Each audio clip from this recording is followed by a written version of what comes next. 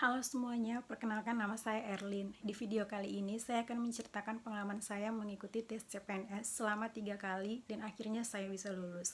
Untuk teman-teman semua yang penasaran dengan cerita saya, simak video ini sampai habis ya. Jadi pada awalnya itu saya mengikuti tes CPNS pertama kali di tahun 2018. Dimana di situ saya gagal di tes SKD, yaitu tes TKP, kemampuan pribadi kalau tidak salah. Nilai saya tidak mencapai standar. Di tahun 2018 itu saya masih tidak terlalu kecewa dengan ketidaklulusan saya, karena memang saya tidak terlalu mempersiapkan diri secara matang, dan karena itu pertama kali saya mengikuti tes, jadi ya sekalian coba-coba saja. Jadi pada saat saya gagal, saya tidak begitu sedih. Sebelumnya minta maaf teman-teman kalau kalian mendengar suara anjing, karena di daerah saya ini sudah agak larut malam dan saya baru take video ini, jadi ada suara-suara anjing. Ya maklumi saja karena saya tinggal di kampung. Oke. Jadi kita lanjut. Di tahun 2018 itu kebetulan saya masih menjadi salah satu karyawan swasta di rumah sakit swasta di Jakarta. Jadi saya harus pulang kampung ke Flores untuk mengikuti tes CPNS. Memang sih saya gagal, dan seperti yang saya bilang tadi, saya tidak begitu sedih ya, karena memang belum cukup untuk persiapan ya. Sementara saya jujur pengen sekali menjadi seorang PNS di kampung, karena ekspektasi saya itu atau keinginan saya untuk bekerja di Jakarta itu hanya untuk mencari pengalaman, dan keinginan saya itu pure balik ke kampung. Oleh karena itu satu-satunya pekerjaan di kampung yang memungkinkan adalah PNS. Jadi saya bagaimanapun caranya untuk balik untuk mengikuti tes CPNS. Lalu pada tahun 2019 saya kembali mengikuti tes CPNS. Nah, di tahun 2019 itu saya belajar pun tidak begitu maksimal, tapi saya pengen sekali untuk lulus. Jadi pada tahun 2019 saya kembali mengikuti tes, dan di tahun itu saya benar-benar merasakan hancur di saat saya ketahuan tidak lulus CPNS. Pengalaman saya di tahun 2019 itu, saya sangat merasa bahwa soalnya sangat susah, dan saya gagal di tes SKD lagi, di TIU dan TKP. Pada saat klik tombol selesai, saya sangat kecewa, hampir menangis, tapi ya saya berusaha menahannya, lalu langsung pergi tanpa basa-basi. Di perjalanan pulang ke rumah, hati saya hancur dan jalan tunduk terus. Berusaha menahan tangis dalam hati, saya kecewa, sempat saya marah pada Tuhan, dan saya berjanji tidak akan mengikuti tes CPNS lagi karena saya merasa hancur dan perjuangan saya itu sia-sia. Ini sudah kedua kalinya saya tidak lulus CPNS. Hati saya benar-benar hancur karena perjuangan saya untuk pulang untuk tes CPNS di tahun 2019 itu gagal. Hampir nangis karena sedih. Dan pada akhirnya saya kembali ke Jakarta, kembali aktivitas saya bekerja. Dan pada tahun 2020 itu kan ada COVID masuk Indonesia, jadi tes CPNS itu ditiadakan.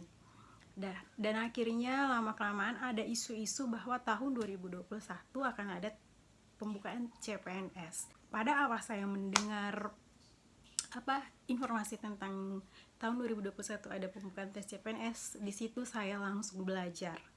Saya cari tahu kepada teman-teman saya yang lulus di tahun 2019 bagaimana dan trik-trik apa saja yang mereka lakukan sehingga mereka bisa lulus tes CPNS. Kebetulan di rumah sakit saya ada teman saya yang lulus, dan dia kasih tahu saya bahwa selama tes CPNS tahun 2019 itu dia belajar di link sahabat CPNS. Mungkin teman-teman juga sudah tahu ya. Jadi dia kasih saya link sama nomor handphone si pemilik sahabat CPNS itu. Setelah saya daftar di sahabat CPNS, dari situ saya mulai belajar di tryout yang disediakan sahabat CPNS. Tiap kali saya pulang kerja, kalau ada waktu, saya benar-benar belajar di link sahabat CPNS itu. Isi tryout yang ada sangat membantu menurut saya. Dan saya pun punya buku CPNS itu yang kayak buku UAN itu, dan saya mulai kembali belajar di situ, bahas soal-soal, mengerjakan soal-soal yang ada. Pokoknya selagi ada waktu saya belajar. Padahal waktu itu masih ada isu-isu di tahun 2021 akan ada pembukaan CPNS. Benar atau tidaknya, intinya saya mulai belajar saat ada informasi tersebut. Ada teman saya juga, dia kasih tahu kepada saya bahwa di YouTube itu banyak sekali penjelasan tentang soal-soal untuk CPNS, soal-soal SKD, baik itu TIU, TWK, TKP. Dia kasih tahu saya link-link yang ada di YouTube untuk belajar, dan saya benar-benar mengikuti apa kata teman saya. Dan saat saya membuka YouTube itu, saya baru sadar bahwa selama ini saya kurang informasi, dan saya baru sadar dan baru tahu alasan sebenarnya kenapa saya tidak lulus, bahwa saya kurang informasi, bahwa di YouTube begitu banyak sekali informasi atau penjelasan-penjelasan tentang latihan soal SKD, latihan soal CPNS yang di-share oleh mereka-mereka yang telah lulus sebelum-sebelumnya dari tahun ke tahun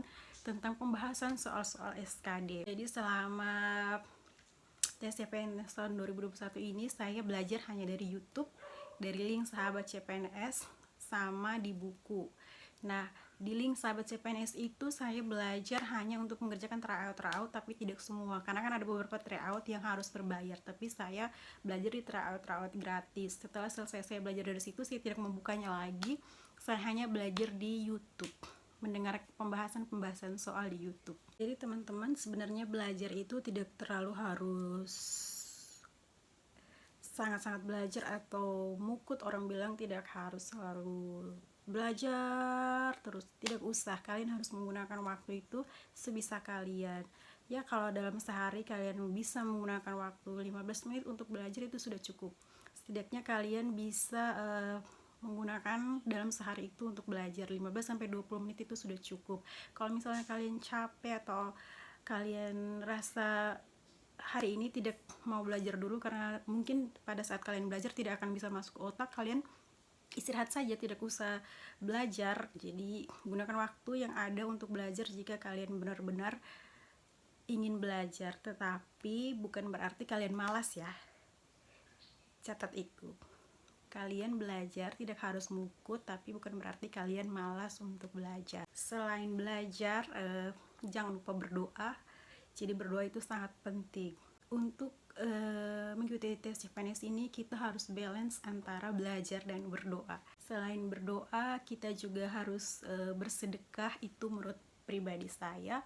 Jadi bersedekah itu tidak harus memberikan kepada orang-orang yang tidak mampu. Kalau memang kita tidak menemukan orang-orang yang tidak mampu, kalau misalnya saya seorang Kristen Katolik, jadi saya memberikan derma atau uang kolete di gereja setiap kali saya ke gereja, dan khususnya di Gua Maria saya memberikan khusus derma sesuai kemampuan saya. Oh iya teman-teman, saya hampir lupa, salah satunya selain belajar dan berdoa, kalian harus positive thinking. Jadi ini berdasarkan pengalaman saya ya. Pengalaman saya di dalam otak saya hanya berpikir bahwa saya lulus, dan saya lulus. Siapapun yang bilang nanti kalau kau tidak lulus bagaimana, saya tidak mau mendengarnya. Dan saya bilang ke mereka, saya akan lulus. Jadi kata tidak lulus atau nanti kalaupun saya tidak lulus, apapun itu katanya yang negatif-negatif, saya tidak mau dengar dan saya tidak mau keluarkan dari mulut saya. Yang saya keluarkan dari mulut saya adalah kata-kata lulus, dan lulus. Karena kan seperti kata-kata orang ya, ucapan itu adalah doa. Jadi kita harus mengucapkan hal-hal yang baik, hal-hal yang positif. Bicara yang positif bahwa kalian lulus, saya lulus. Itu adalah salah satu cara mendoakan diri kalian. Dan juga jangan melupakan nenek moyang atau keluarga kita yang sudah meninggal. Ini percaya tidak percaya, yang saya lakukan adalah saya kembali ziarah ke kubur nenek moyang saya dan semua keluarga saya yang meninggal dunia untuk datang meminta doa mereka kepada saya yang akan mengikuti ujian CPNS.